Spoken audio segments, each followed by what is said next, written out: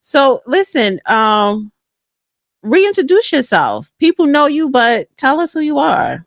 I am P. Ray of Chicago Red. I am the founder and chair of our organization. We are a self-esteem organization. A lot of times people think that we're political, and we are, but the purpose of the organization is to give people civic education while pushing patriotic esteem. We let the people know that we are as American as sweet potato pie.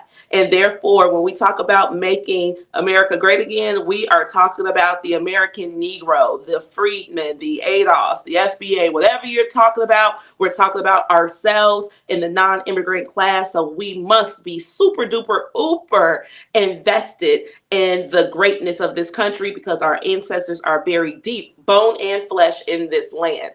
I am also the hostess of Black Excellence Hour, a show for people with high self-esteem at 7 p.m. Central Standard Time, live on Facebook. Hopefully I'll be back on the airwaves soon. I went to the inauguration and met some people. So hopefully I can get back on the air and keep this going, because Illinois is only a blue state by 247,000 votes. And we're going to go and scoop up those people too, so we can make this red and save America. Let's bring in the new border czar to the president, Tom Homan, also the former acting ICE director. So, Tom, we were expecting, based on your initial schedule, that today roundups of criminal illegal aliens and the process of deporting them would begin. That seems to have been put on hold for a little while. When can we expect that to happen? Where will it begin? No, it started. It has started. ICE teams are out there as of today. We gave them the direction to prioritize public safety threats that we're looking for.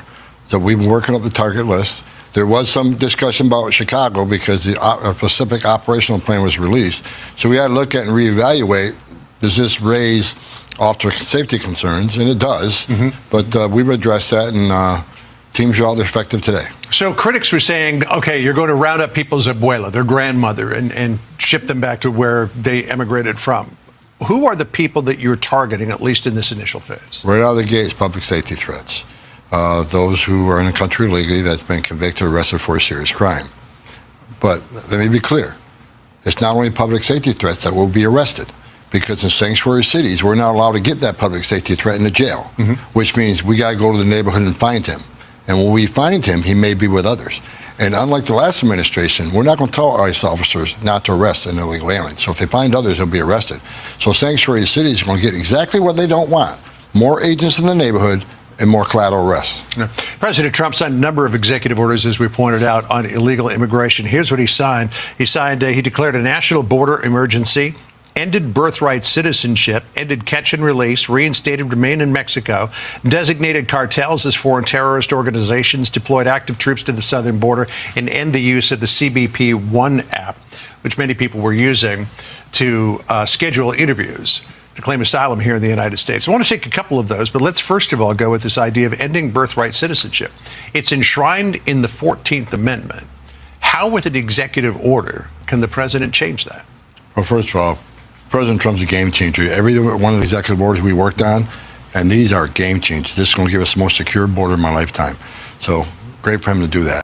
Birthright citizenship is a major driver of illegal immigration. I know I've done this over 3 decades.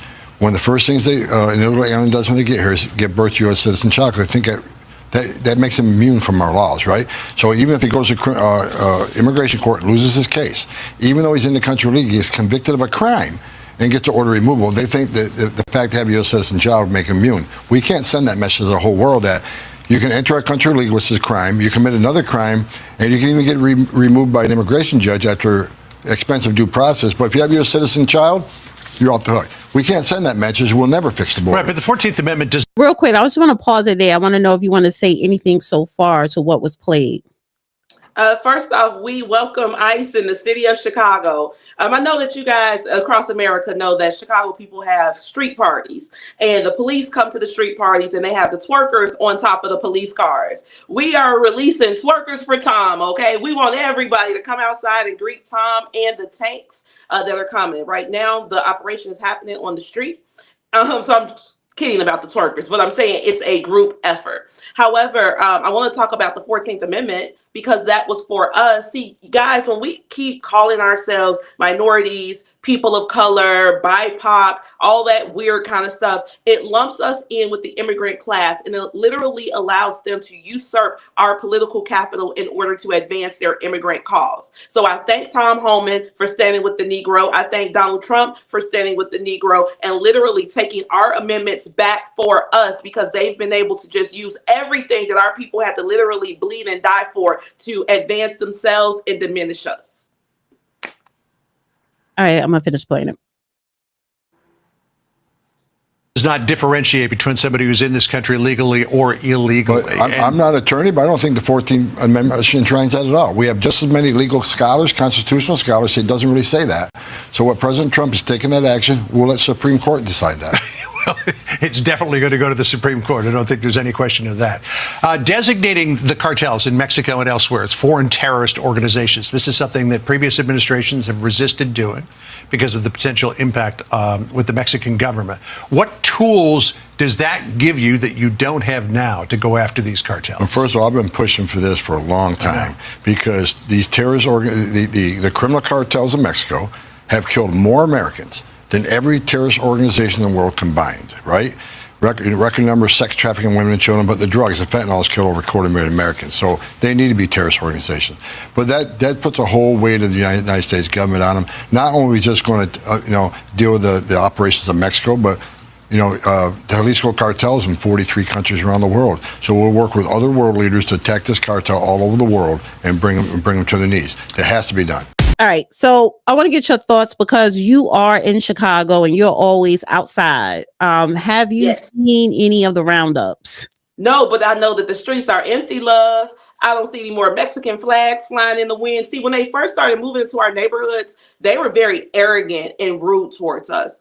They would put up these gates so that you couldn't see in and out of their yards. And then they would put up Mexican flags. And then on Mexican Independence Day, which is September 19th or something like that, 16th.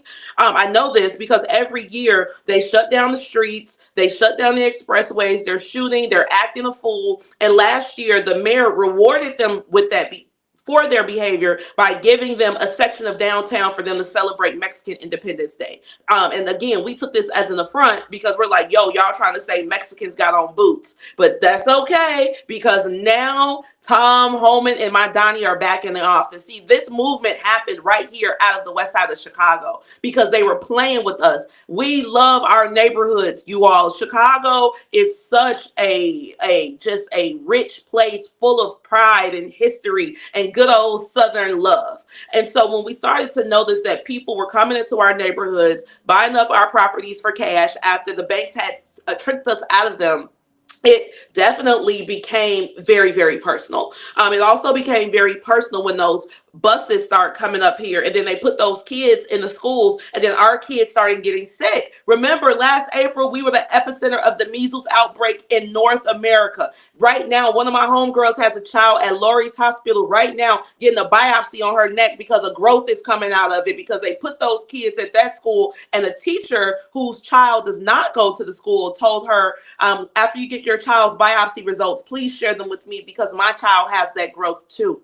So this is not about the abuelitas and all these people who are like, oh, these people are so, This is about our safety and security. It costs a lot of money to live in this city. It's cold in this city. You got to put your coat on every day and figure out how to get some money to pay your taxes. So if we're doing this, we got to focus on ourselves. They gave the opioid settlement money away to the illegals when our people need rehabs. Real life rehabs, because the cartel is here. And I'm glad that he said that the cartel is going to be designated as a terrorist organization because they're definitely terrorizing my hood.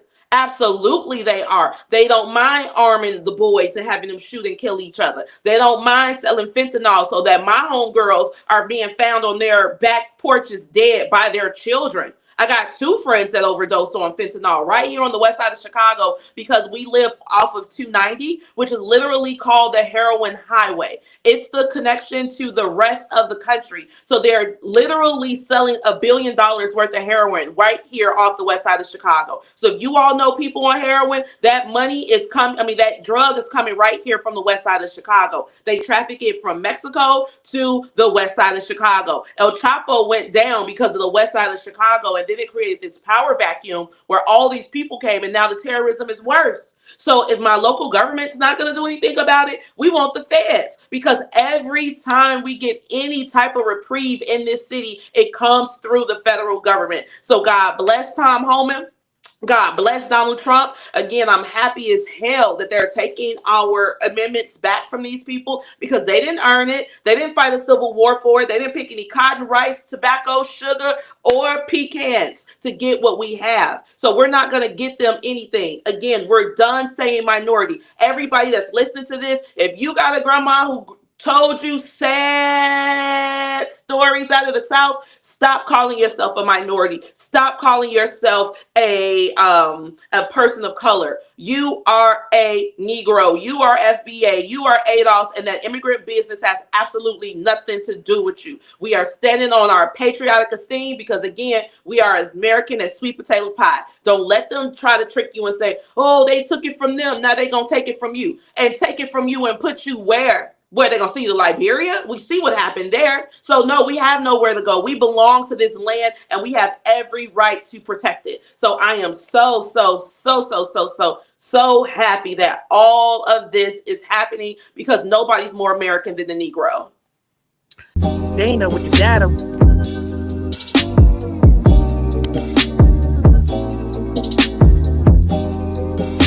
Dana with the data.